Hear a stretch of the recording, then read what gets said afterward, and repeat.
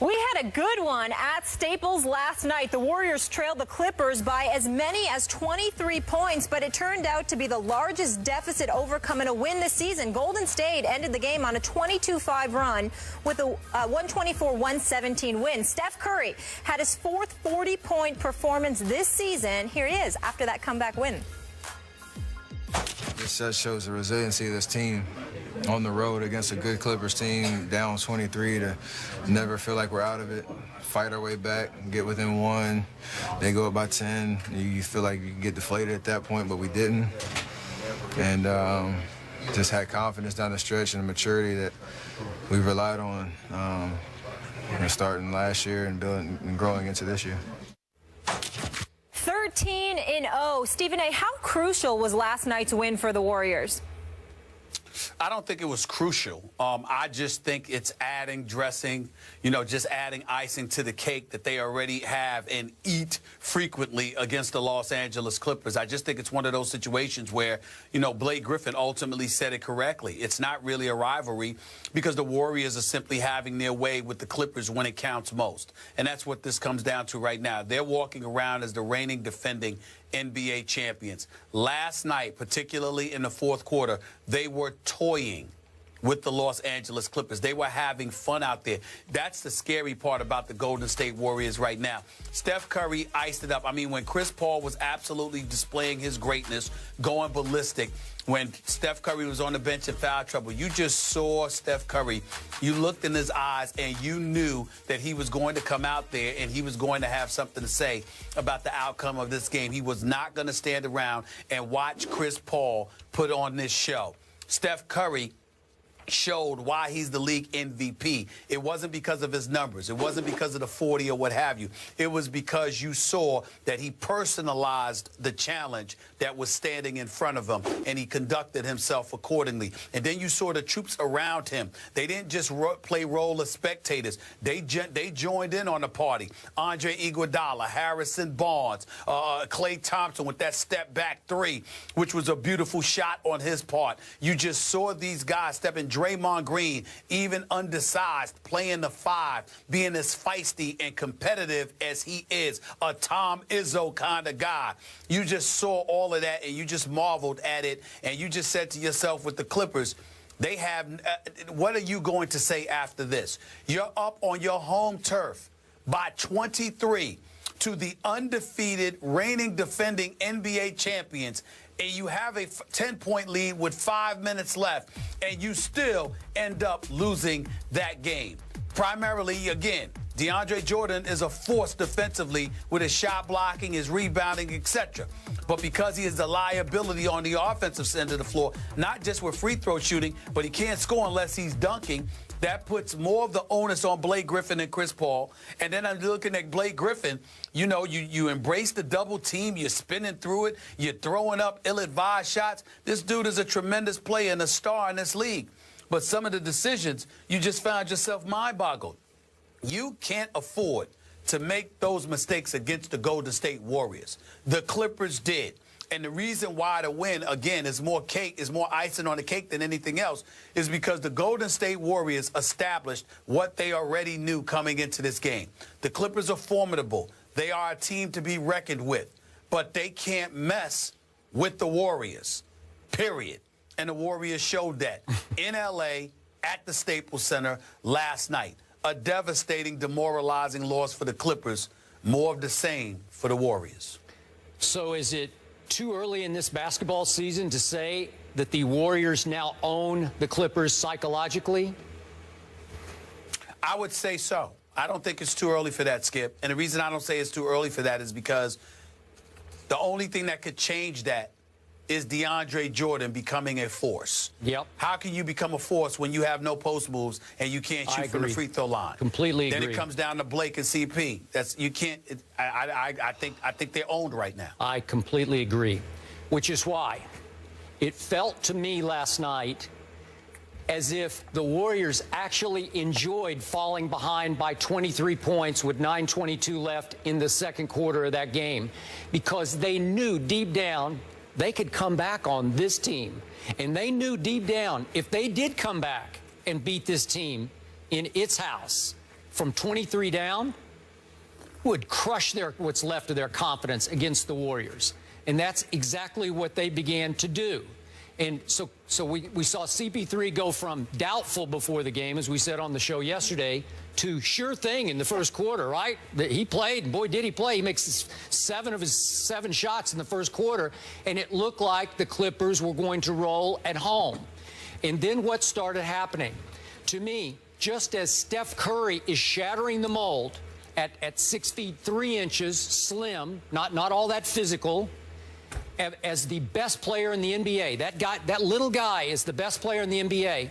Their little lineup is the best lineup in the NBA, and I've never seen it quite like this, Stephen A., and I think you haven't either. You realize their small ball lineup, when they played, you mentioned Draymond at the 5, and remember, he led the team in assists last night with 9. He is the point center for the small ball lineup. So you got Steph and Clay and Harrison Barnes and Iguodala, and then Draymond as your center. That lineup averages 6 feet 6 inches tall. Well, in today's NBA, you would say that's impossible. You're going to get killed on the boards, and they killed the Clippers on the boards. For the game, they were up 44-35 in rebounds. Guess who led the Warriors, the visiting team, in rebounds? Steph had 11. Steph Curry, little Steph. Unbelievable. You know, thin little Steph got 11. You know, obviously he's got to get some loose ball, hustle rebounds, but 44-35 in rebounds. And those 5 guys I talked about in the small ball lineup, they all in plus minus had plus nights. And the 3 Warriors big guys, Bogut, Ezeli, Spates, the 3 big guys, all had minuses in plus minus. So they're way better off when they play their little lineup with their little point guard Steph as the MVP of the league. And he looks like he's well on his way to winning back-to-back MVPs. I've never seen anything quite like that. I'm running out of superlatives here, but this team, when it came crunch time in the fourth quarter, I don't know if you looked at the box, Stephen A., they made 8 of 9 3-point shots in the fourth quarter. It's like, watch this. Right. We got you here. Steph makes 3, and, you know, Clay makes a couple, and Iggy makes a couple, and they just shoot you out of your own gym. It's unbelievable what they're doing. It is unbelievable, but let's break it down. First of all, when you have a presence like Steph Curry, who's the greatest shooter anybody with sense has ever seen in the history of basketball. I agree. You have somebody that you have to monitor. You have to chase him around. You have to guard him off the ball. He's running around screens and picks. He's doing all types of stuff. You've got to contend with that. But then when you have the other shooters around him, keep in mind, Skip, obviously not Andrew Bogut, who only attempted 3 shots and made 1. The other 4 guys, Klay Thompson, Harrison Barnes, Andre Iguodala, and Draymond Green, all shot better than 50% for the field last night. All of them. Every one of them. Klay Thompson had 25 on 6 of 12 shooting and 3 of 5 from three-point range. Harrison Barnes shot 9 of 15 from the field and 3 of 5 from three-point range. Andre Iguodala hit 3 of his 4 shots and both of his 3-pointers.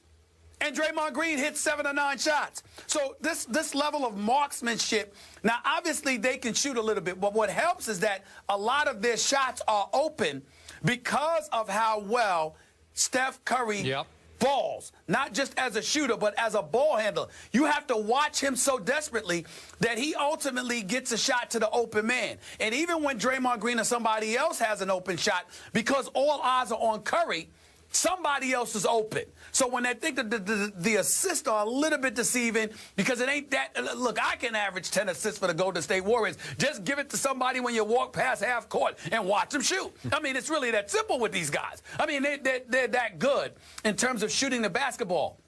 But I think, Skip, where you and I need to really point this out on this show, Skip Bayless, I got to look at Doc Rivers. That's my man. You know how much we love Doc Rivers.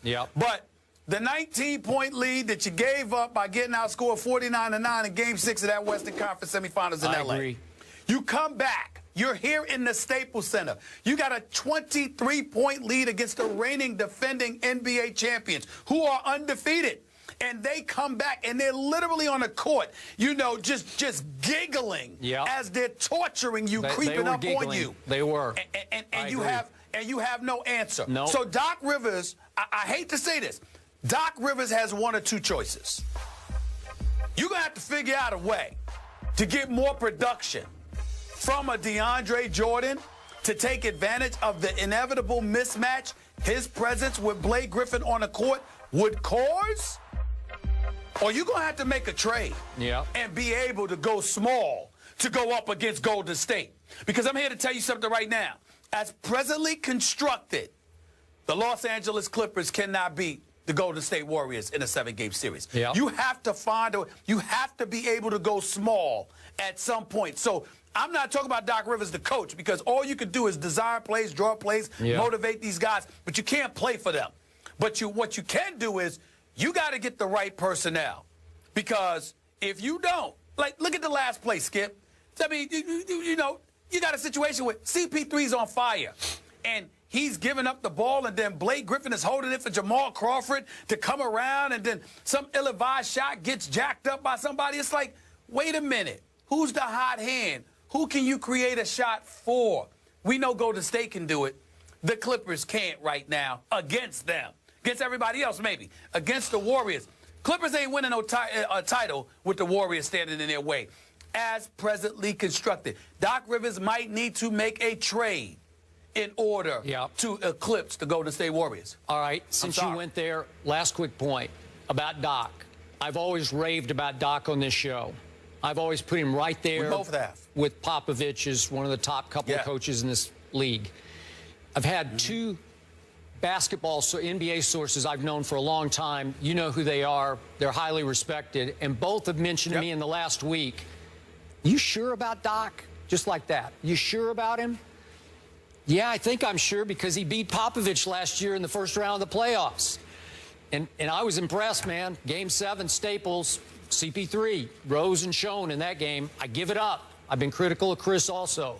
But at some point, you're going to have to hold the coach accountable, too, if they continue to fade. They added pieces. They weren't the pieces to beat Golden State, but they added pieces to get better and deeper, obviously, to shore up the second unit. But maybe that's not going to help against Golden State.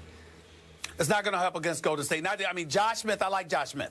I like Lance Stevenson when he keeps his head on straight. We all know Paul Pierce to be the champion that he is. He was the one that jacked up the shot, driving into the lane off balance, you know, going to the left side of the rim from the right side. I didn't put him in the strongest position. But here's the deal.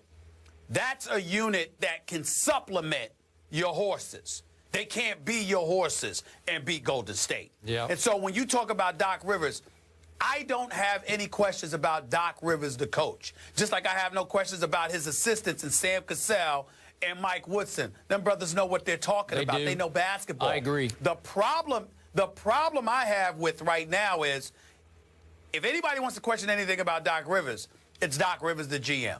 You got to find a way to get the right personnel to compete with the Golden State Warriors. They are the champions. They are the standard right now. I don't want to hurt your feelings, Skip. Not the San Antonio Spurs. The Golden State Warriors right now are the standard. It's the direction that the league is going in. Even with your Spurs, as elite as they are, Kawhi Leonard is going to be the key, because, Skip, you're not going to be able to play both LaMarcus Aldridge and Tim Duncan against them and stop them. You're not going to be able to do it. They can score on you, but you will not stop Golden State with those bigs in there. You have to be able to go small. Kawhi Leonard is going to be a key.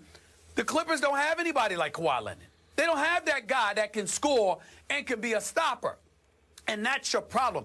Doc Rivers, the president of basketball operations, the GM, he has got to find a way to be able to go small to beat Golden State, because being large with DeAndre Jordan ain't gonna get it done. The Clippers will be perennial playoff contenders going home before the finals as long as Steph Curry and those boys are in Golden State with this roster, because they can't beat them. Not in a 7-game series. They can't do it. Sorry about this. No, go ahead. My Spurs beat Golden State at Golden State early last year, and they beat them late in San Antonio when Golden State was flying highest. I'm sticking with my Spurs. All right. I hear what you're saying. I'm saying they're the kryptonite.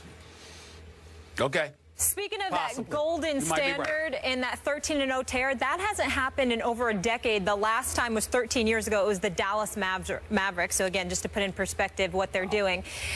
And the Packers were on a ridiculous tear, 6-0, and now they've dropped 3 straight. Lately, that bad man has been just bad, not in a good way. Well, that changed this weekend. The Vikings and Packers duke it out in an NFC North showdown.